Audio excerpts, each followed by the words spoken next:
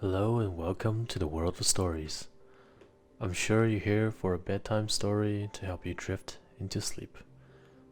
And so, let's begin. How David wished he could be just like his three older brothers. They were away fighting the war with the fierce Philistines, but David was too young to join the great army of King Saul like them. He was too young to strap on his armor and gird on his sword and face the pagan warriors like they had. He was too young to fight to defend his country and his religion, to fight for his God, like they were. Well, that's what David's father, the white haired Jess, kept telling him anyway. So David found himself stuck at home looking after his father's sheep and listening to his father worry day and night about his other sons away at the battlefront. Every evening, David returned home from his peaceful day out on the pastures to find that his father was packing some grain, bread, and cheese. "I am sending you to take these supplies to your brothers, David," said old Jess, with an anxious look on his face. "It will be a dangerous trip, but I'm half a mind not to send you at all. But they can't have very much to keep them going, and besides, I'm desperate to hear news of how they are." David's heart leapt within his chest. At last, he was going on an adventure. He tried not to look too excited to be leaving his old father all alone at home, but he couldn't help the bright glint in his eyes as he waved goodbye and set off on his horse.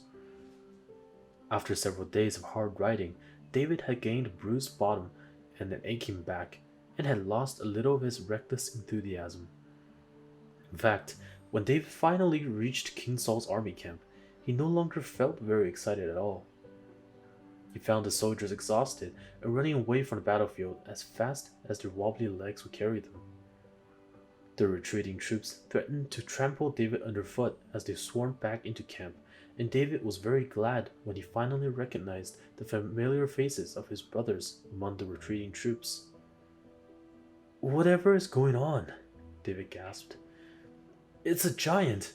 A real live giant!" One of his brothers panted. "Whenever we go out to face the Philistine army in a battle, the troops don't come out to meet us. Instead, they send the giant Goliath, who challenges us to settle things by a duel. Just him against one of us. It sounds fair enough, but you ought to see the size of him. There's no way anyone in their right mind would face him alone. So we run away, and Goliath and the Philistines stand there hurling insults at us." At that, little David felt his blood begin to boil. "You mean to say that no one has tried to beat this giant?" he marveled. "Our whole army is a laughingstock." And he marched up to find King Saul. At first, King Saul was highly amused when his guards showed a little shepherd boy into his tent, who demanded, "I want you to let me fight Goliath. God has given me the strength to fight lions and bears when I'm looking after my sheep, and now he will give me the strength to fight the giant too." There was a strange light of faith gleaming in the boy's eyes, so, much against his better judgment, King Saul decided to let the little shepherd boy have a go at off. The king brought his own very best armor for David and helped dress him up in it. But armor totally swamped him, and he could hardly move in it. So David took the whole caboodle off again. There he stood in his simple shepherd's robe with his crook, his catapult, and a bag of 5 round stones, and that's how he strode out to face the giant. Goliath was far and away the biggest man that David had ever seen. He had legs like tree trunks and carried a spear the size of a battering ram. When the giant saw the tiny figure of the little shepherd boy coming out to meet him, he threw back his head and roared with laughter. Then he stumped forward over the earth, ready to rip David apart like a rag doll. David gulped as the mighty man came storming towards him. He could feel the ground shaking as the giant thundered nearer, and he set a stone onto his catapult.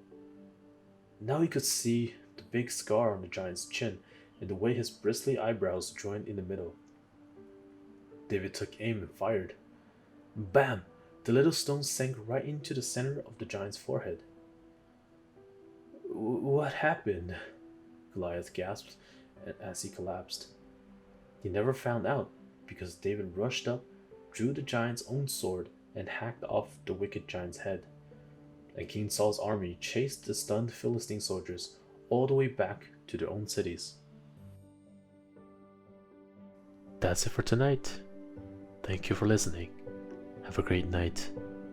Please like and subscribe if you like my contents. I shall update daily and continue with my best efforts. Good night.